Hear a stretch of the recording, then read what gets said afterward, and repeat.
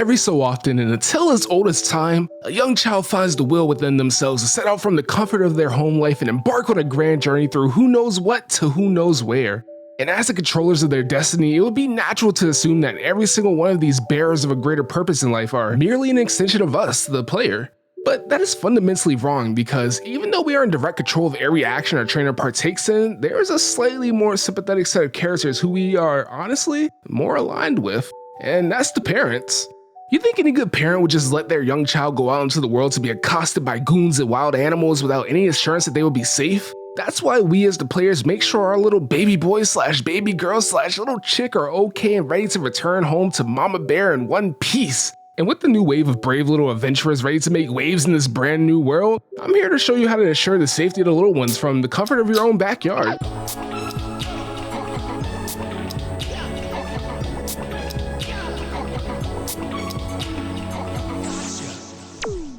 I'm assuming you've read the title of this video, so you should already know what kind of nonsense we're about to get into, but before any sort of tomfoolery could commence, I should probably explain exactly what it is I'm going to do for posterity's sake, I guess?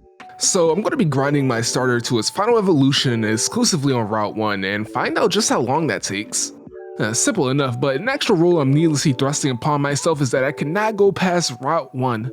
Which only really means that I have to go back home in order to heal, well, more like to get more PP to keep demolishing the local ecosystem.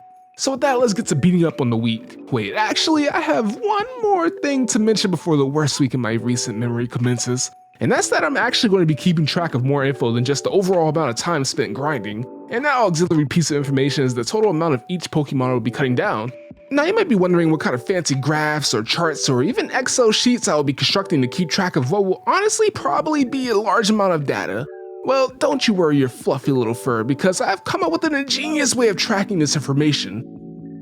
I'll be writing down the first letter of every Pokemon my starter gains experience from, and in the end all I have to do is use Control F to get an accurate number of the Pokemon to be forever memorialized in our memory banks. Well, barring human error, of course.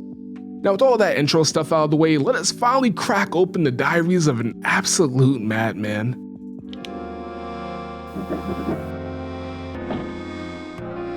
Well, before we get into any actual grinding, we have to do all those dumb intro scenes and story beat introductions as if we're going to be progressing the game or something. And with that useless side stuff out of the way, what better way to start off any extensive grinding session than with fighting things that are actually your level? Despite almost getting rocked in the first fight and having to retreat back to Mama, getting to the first evolution on Route 1 is honestly nothing of note and only took like an hour.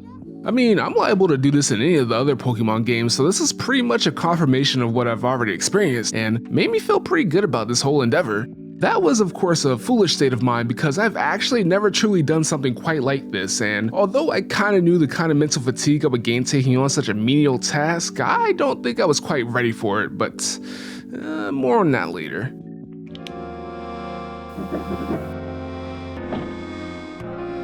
Once I got my Verboot, I started to hit a groove and was able to get through most fights in one hit.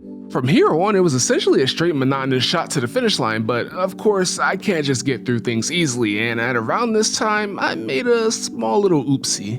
In my elevated state of absent-mindedness, I rapidly hit X and A in quick succession, which immediately throws out a Pokeball. Unfortunately for me, the capture rates for Pokemon on Route 1 must be juiced or something because I had no problems catching this Skwovet. At this point, I took a break from my grind to try and expel this cheeky chunk from my party, but nothing outside of going into the first town would work. So say hello to the new member of the party who, as I quickly found out, also gains experience from my grinding efforts with no feasible way to turn it off. After moaning and groaning for a bit, I decided to fill out the party because at this point, why not? And you know, maybe it'll be good for me to see something level up and even evolve once the grind starts to slow to a crawl. It was also at this point where I thought I had evolved into a genius because I had the brilliant idea to put a lower level Pokemon into battle, which might generate more XP for my Raboot. Needless to say, that didn't work, I'm an idiot, and by the way, we have cruised through level 20 into level 21.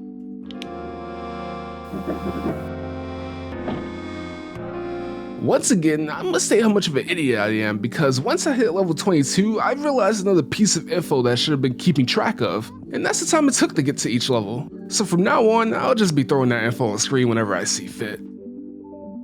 Coincidentally, this revelation coincides with when each level started to take around an hour to reach. And just like the previous levels, aside from getting less experience, nothing really interesting happened. A shiny. My first shiny, actually. I'm glad I caught it on camera because now I must murder it. Oh, and this was actually the time in which I switched up my eradication formula to be more selective.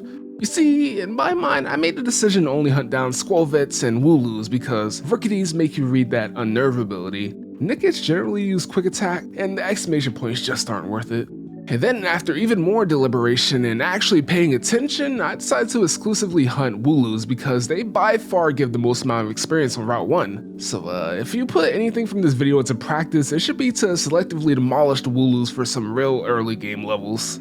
Now with a more efficient grind in place, I chugged through these levels and reached the final spurt.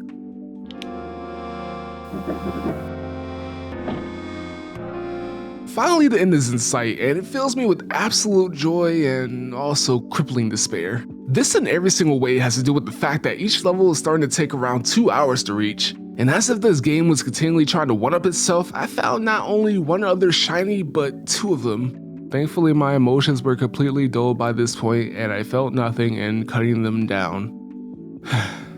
With the end in view, I even started getting a little lackadaisical and just started running into Pokemon willy-nilly. I mean, like, who cares? I'm almost done anyway. And on that note, here is the final Pokemon I defeat before I evolve. We finally made it in. Let's just appreciate this final evolution screen together. It doesn't evolve at level 32, huh? Ah! Ah! My soul has been absolutely obliterated, and I actually had to take a break to recover mentally at least. And also because I knew I was going to have to grind for at the very least another 6 hours. In fact, it would probably take longer than that because at this point levels are taking 3 hours to get through, and I have a sneaking suspicion that the game itself was trying to stop me because I swear that it was sending me way too many lower level Wooloos. Anyway, after I've recovered my spirit a little bit, it's time to take on the final level, and the last 3 hours are...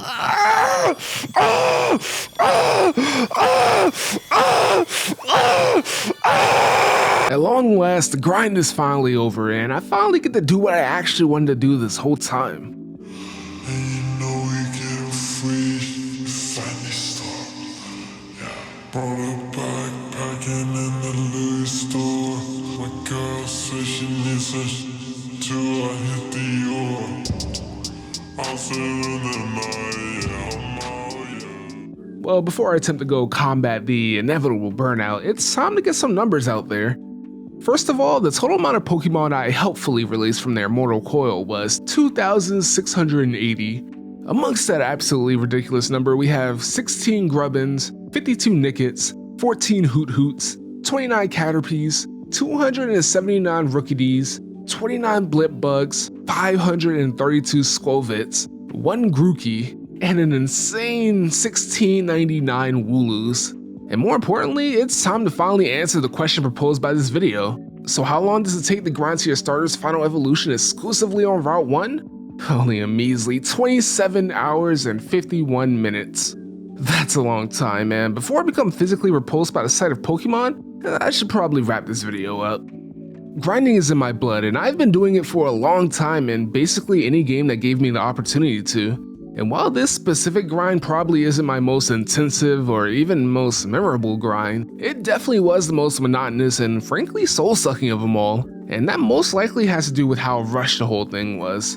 The pace at which I grinded this out was super fast and was absolutely unrelaxing. And in the end, isn't that what power grinding is all about? Just taking things easy and doing things at a pace you feel comfortable at.